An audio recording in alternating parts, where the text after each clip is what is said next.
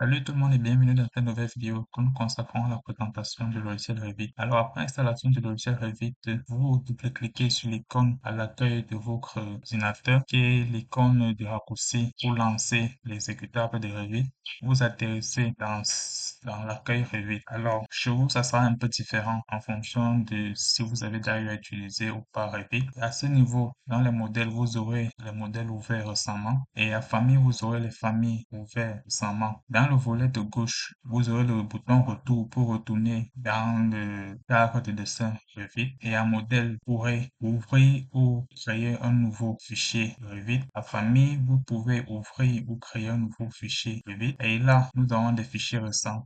Ça peut être des modèles ou des familles. Et nous avons Autodesk Stock qui est en fait un stockage permanent cloud de Revit. L'optation est en fait payante et vous avez les informations de votre compte lorsque vous êtes connecté. Là, vous avez par exemple des liens vers des vidéos en ligne qui vous présentent des nouveautés, des aides et les forums Revit. Vous pourrez aller par exemple poser vos questions afin de trouver solution à ces questions-là. Nous avons les assistants clients. Donc tout ça sont des liens vers le site de Revit où vous pourrez obtenir plus d'informations. Nous allons revenir au fichier récent. Vous avez la possibilité de créer avec Revit trois types de fichiers. Nous avons les fichiers en .rvt qui sont les fichiers Revit. Nous avons les fichiers en .rte qui sont les fichiers gabarit Revit qui sont en fait des fichiers prédéfinis. Vous savez que prédéfini pour un corps de métier, ça contient déjà en fait un ensemble d'éléments ou de composants bien définis pour un corps de métier précis. Et nous avons les fichiers REFA qui sont des fichiers famille Revit.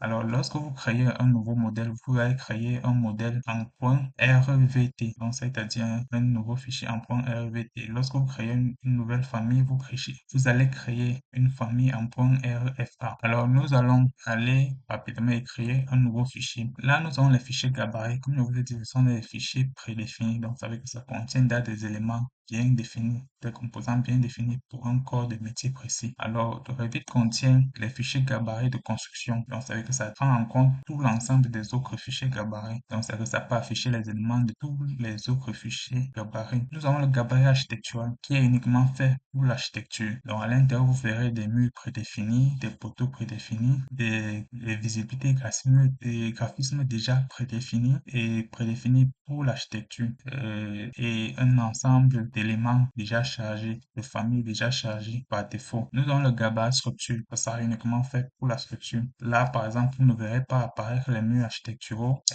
et bien d'autres éléments architecturaux. Nous avons le génie climatique qui regroupe en fait l'ensemble des corps de métier de l'électricité, plomberie et de la CVC. Nous avons les familles systèmes qui regroupent en fait la MVC, les familles MVC. Nous avons l'électricité qui regroupe en fait l'ensemble des éléments ou composants pour pouvoir créer des maquettes de génie électrique et nous avons le gabarit plomberie pour uniquement de la plomberie. Alors en fonction de ces fichiers, il y aura des éléments qui seront affichables et non affichables. Donc ici, nous avons dans le gabarit plomberie, l'accent sera mis plus sur les éléments de plomberie tels que les WC, les lavements, la tuyauterie d'évacuation, la tuyauterie d'alimentation et l'ensemble du chauffage et autres de la maison. Donc, c'est-à-dire tout le corps fluide de la maison. Alors, vous avez la possibilité de créer un projet ou créer un gabarit. Et lorsque vous créez un gabarit, lorsque vous allez enregistrer ce fichier gabarit, le fichier gabarit sera enregistré en RTE, c'est-à-dire un fichier .rte. Et lorsque vous créez un nouveau projet vite, vous allez créer un projet en REVT, c'est-à-dire un fichier en REVT, et cela en fonction du fichier gabarit que vous aurez sélectionné. Alors, on va créer un nouveau fichier architectural qui sera le gabarit architectural. C'est pourquoi on parle de Revit architecture.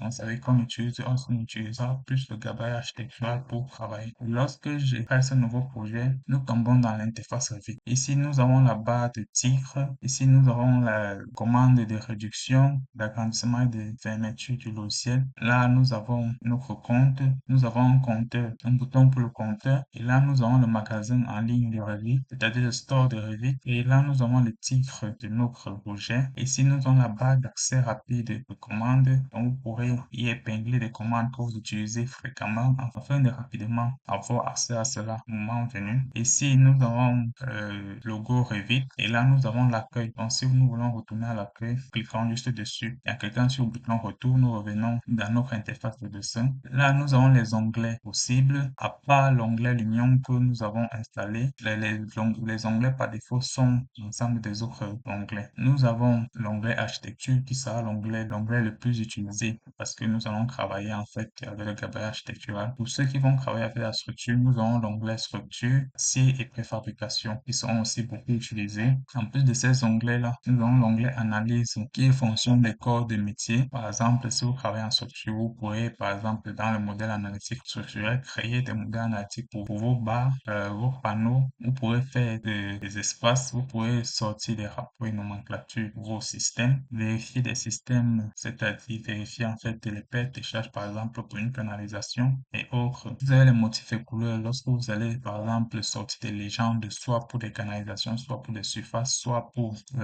des gains. Vous pourrez faire de l'optimisation énergétique, c'est-à-dire, par exemple, l'orientation de votre bâtiment par rapport au soleil et afin de minimiser en fait l'utilisation du chauffage intérieur qui peut avoir une forte empreinte carbone, par exemple. Nous avons l'analyse électrique et dans l'onglet architecture. À ce niveau, nous avons la commande de sélection. Nous avons la commande de sélection, c'est-à-dire le groupe de fonctions sélection. Ensuite, nous avons le groupe de fonctions création qui regroupe l'ensemble des commandes de création des éléments de composants dans Revit.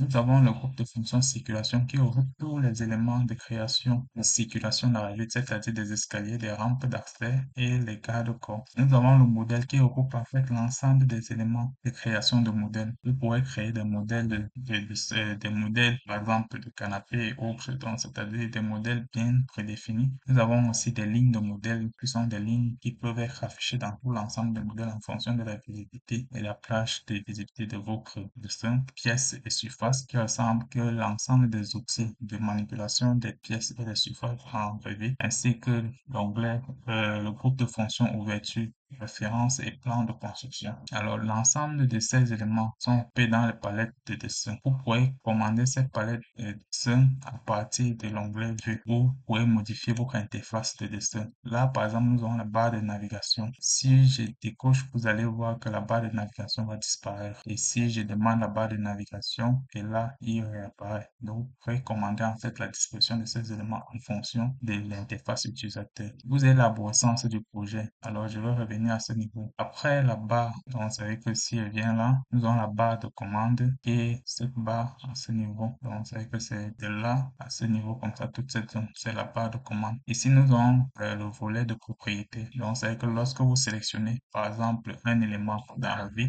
ici, automatiquement, ces propriétés apparaissent et vous aurez la possibilité de modifier ou de paramétrer ces propriétés-là. Lorsque un élément est sélectionné, vous allez voir que c'est la propriété de la vue qui est affichée. Donc, ça veut dire que nous sommes à niveau 0, c'est un plan d'étage et automatiquement ces propriétés peuvent apparaître. Vous pourrez manipuler ces propriétés. Juste en dessous de lui, nous avons l'arborescence du projet qui regroupe en fait l'ensemble des éléments de notre projet. Nous pourrons avoir les vues, c'est-à-dire tous les vues en plan, les vues en élévation, les vues en groupe, l'ensemble des vues que vous pouvez créer des détails et autres. Donc, nous avons les vues en plan, les vues de plafond, les vues isométriques, c'est-à-dire en 3 dimensions, les vues en élévation, toutes les élévations est, nord, sud, ouest. Nous pourrons avoir des légendes si vous avez créé des légendes dans votre dessin. Nous pouvons avoir des nomenclatures de quantité, c'est-à-dire si vous avez des rapports de quantité que vous avez créés dans votre maquette, vous pouvez les retrouver ici. Vous pourrez avoir tous les flux, c'est-à-dire tous les plans tracés sur format. Et ici, nous avons les familles, c'est-à-dire l'ensemble des familles créées pour charger dans le but. Vous pourrez les obtenir à ce niveau. Vous pouvez, si vous avez créé des groupes de modèles, vous pouvez obtenir ces groupes de modèles ici. Donc, nous avons des groupes de modèles de détail et des groupes de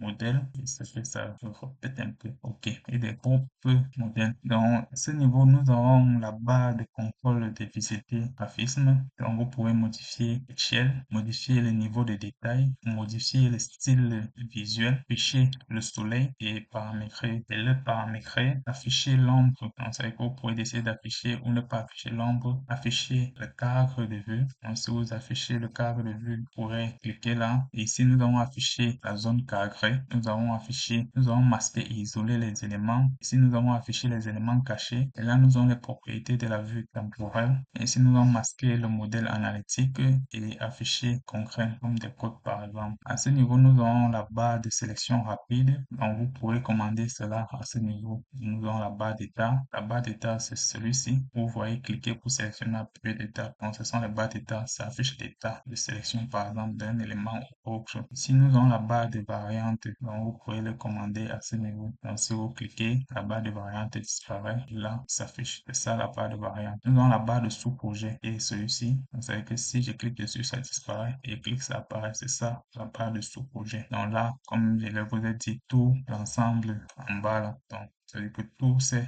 commandes de base constituent ce qu'on appelle barre d'état. OK. Donc là, nous avons les sélections, la barre de sélection rapide. Donc, vous pourrez sélectionner les éléments, commander comment sélectionner des éléments. Là, c'est la sélection des liens. Là, c'est la sélection, en fait, des plans de référence. Là, c'est la sélection des éléments verrouillés.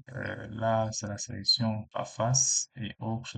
Donc là, ce sont des éléments composants Revit. Ici, nous avons notre interface de vue, c'est-à-dire notre vue de dessin. Là, nous sommes au niveau 0. Revit fonctionne sous la base de plans de référence. Donc, c'est que tous les niveaux, tous les plans et tous les vues que vous pourrez créer sont des plans de référence. C'est sur des plans de référence que vous pourrez dessiner. Donc, par exemple, le niveau 0, c'est un plan de référence. Si, par exemple, je me place en 3 dimensions et je demande d'afficher, c'est-à-dire je pars dans vue, je vais aller dans architecture et venir dans plan de construction, il demande d'afficher le plan. Vous verrez que effectivement, niveau 0, c'est un plan de référence. C'est sur ce plan-là que vous allez dessiner. Donc, je peux masquer cela. Alors, là, nous avons notre reconnaissance de vue. Vous pouvez naviguer dans toutes les vues du projet. Et ici, c'est pour des légendes. S'il y a des légendes déjà réalisées et autres. Là, nous avons le view cube. Vous pourrez commander ses propriétés en allant dans les propriétés de Revit. Là, nous avons notre barre de commande 2D. Donc, si on place en 2D, lui s'affiche. Donc, si je pas en vue, je peux arriver à ce niveau. Et là, par exemple, j'ai ma barre de navigation. Cette barre de navigation regroupe le view cube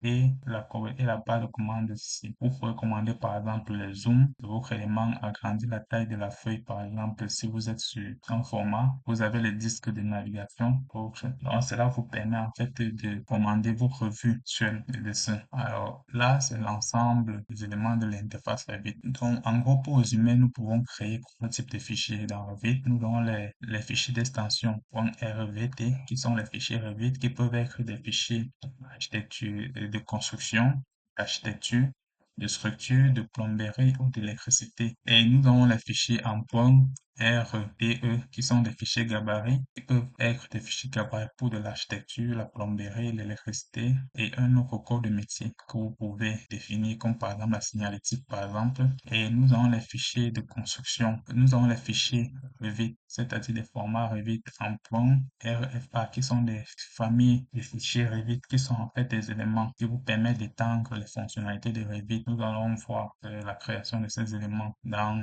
la partie consacrée à la création de familles Revit. Donc là, c'est l'ensemble des éléments à savoir sur l'interface Revit. Nous se retrouve dans la première vidéo où nous allons commencer à modéliser les murs de base dans Revit.